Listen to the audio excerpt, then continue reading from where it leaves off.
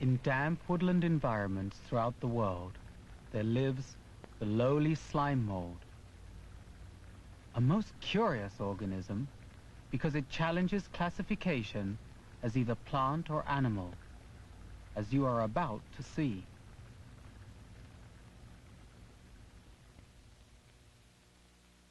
This slime mold, cultivated in a laboratory, is moving, but too slowly to be seen, so it is photographed with a time-lapse camera. The culture is placed in a humidity chamber to simulate the damp conditions needed for growth. The time-lapse camera is programmed to photograph the slime mold over a 24-hour period.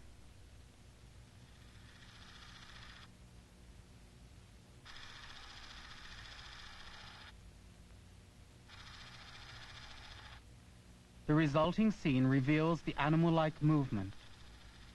Watch.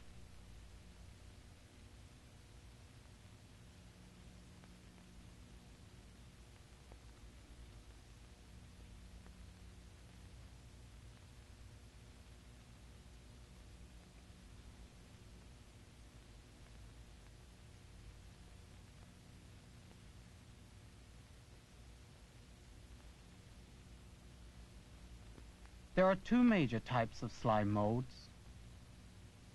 One includes Physarum. The other, Dictyostelium. Both Physarum and Dictyostelium thrive in a natural woodland setting under moist conditions.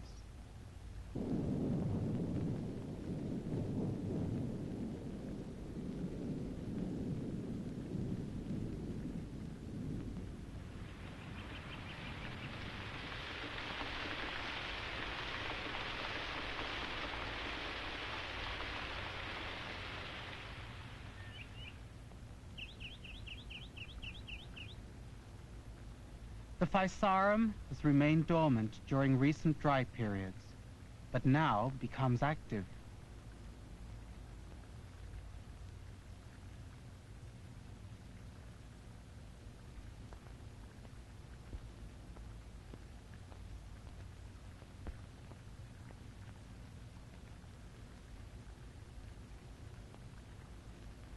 Watching it feeding and growing, you might agree with those biologists who have classified it as a fungus animal. The streaming motion is characteristic of amoeboid protozoans, organisms that are generally recognized as animals.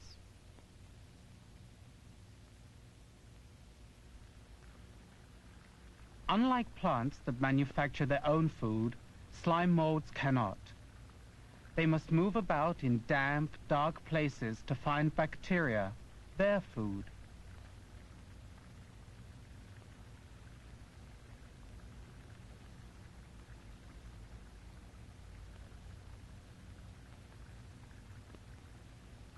An area of 9 centimeters was covered in 24 hours.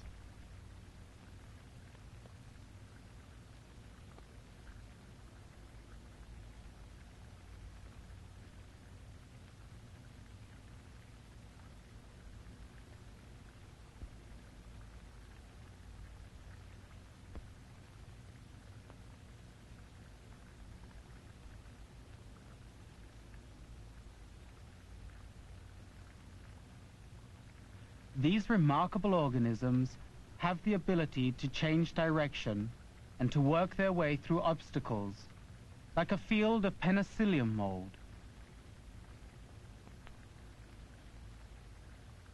As the slime mold streams, there are noticeable rhythmic pulsations of its entire mass, called a plasmodium.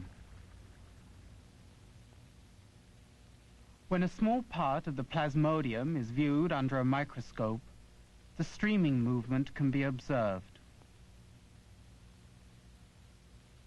This internal motion not only carries ingested food throughout the entire organism, but also propels the plasmodium in its search for more bacteria.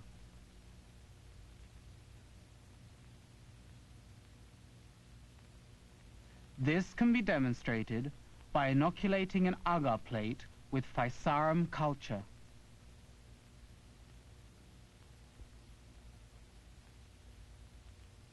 The agar is sterile, and moisture, as well as nutrient content, is controlled.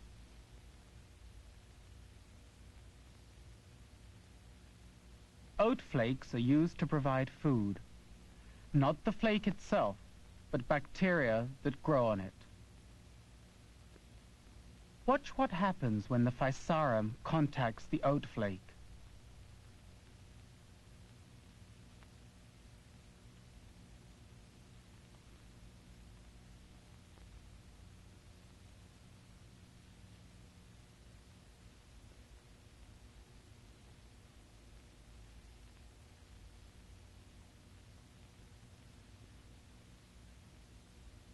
Here, a second oat flake is placed on the agar.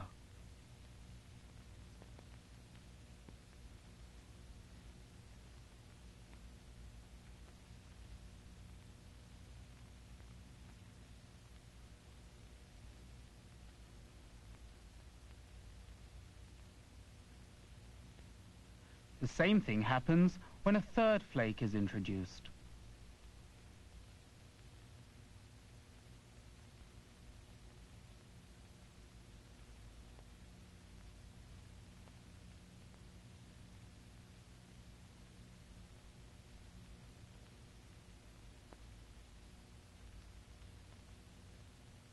If the agar is allowed to dry up, the Physarum will become dormant.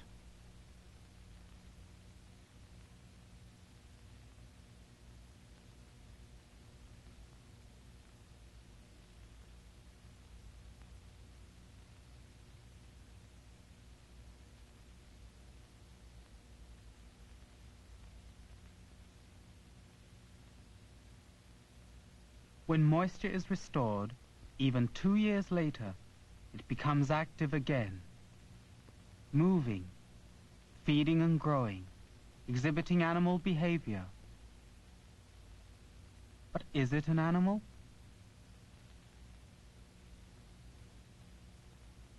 Most botanists classify slime molds as plants, slimy fungus plants, because they reproduce like fungi, generally recognized as plants.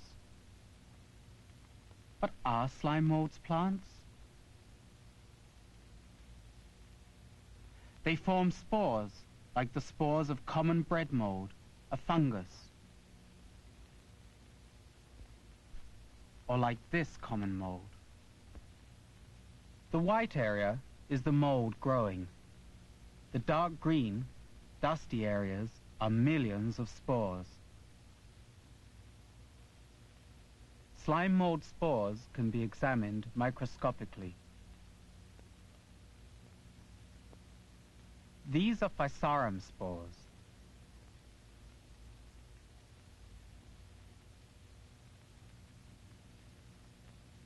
And these are the spores of Dictyostelium.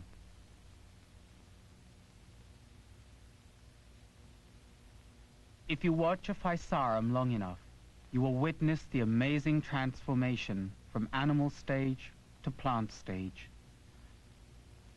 The plasmodium stops growing and its surface becomes lumpy. Spore-bearing stalks called sporangia appear.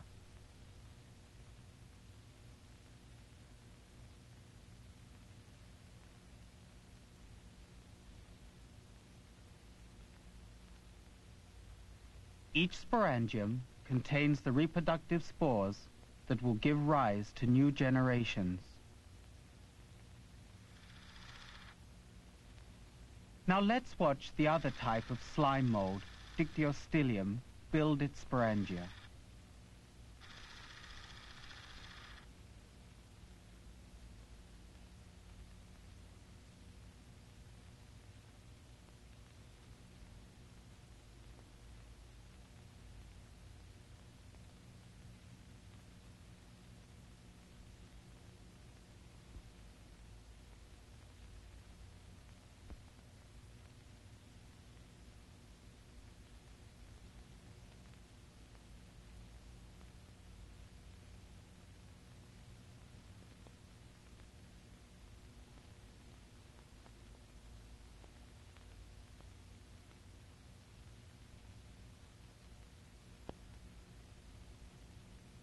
Eventually, mature spores will be released, and a new life cycle will begin.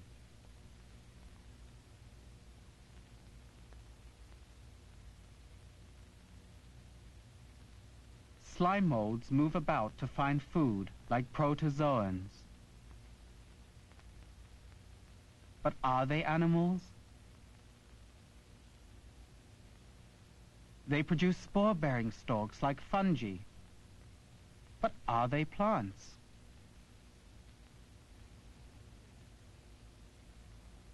One theory suggests they predate the emergence of both plants and animals as we know them.